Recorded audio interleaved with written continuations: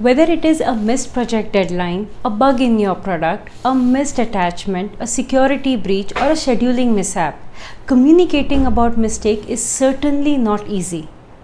But the good news is, sending a well-drafted apology mail is a great chance to start a healthy conversation and create a good rapport with the receiver of the email again.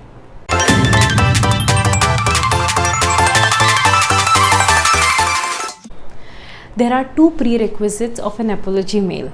First, it needs to be ASAP in terms of time.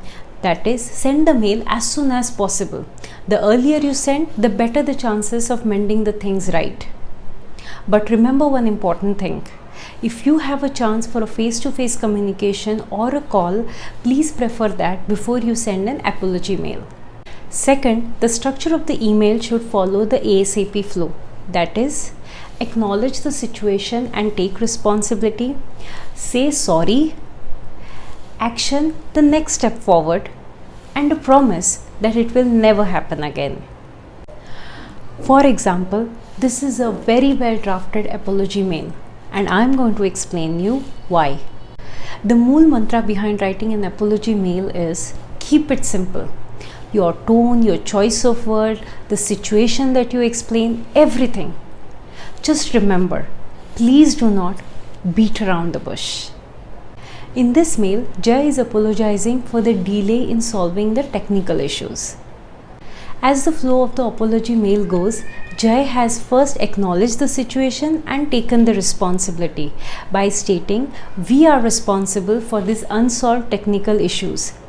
In some cases, if you require, you can also explain the situation a little more in detail.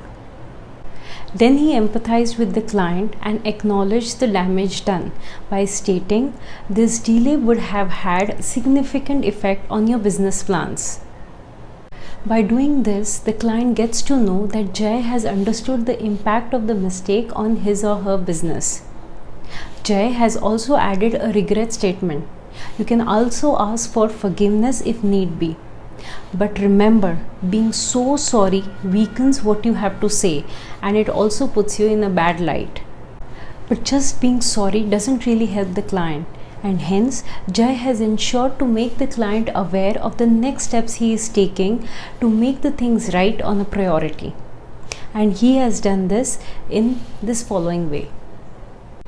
In short, these action steps are written in a very assertive tone and with clarity. A vague statement here will further make the client lose his trust in you.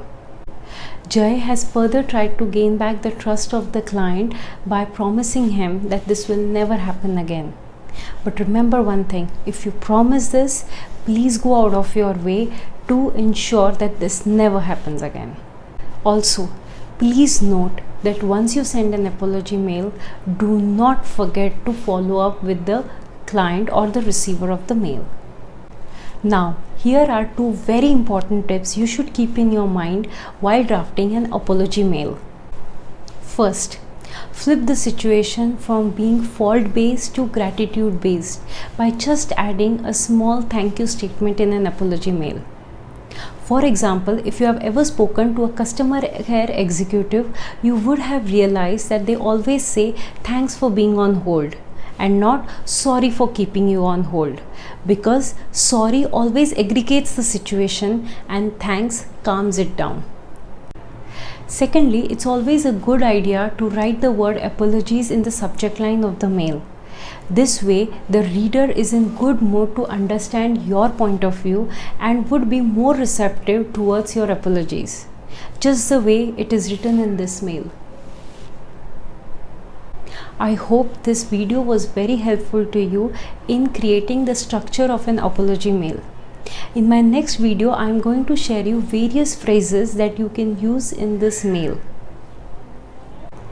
Friends, if you really found this video helpful, please click on the like button and subscribe to our channel QTeL, Quick Time Learning.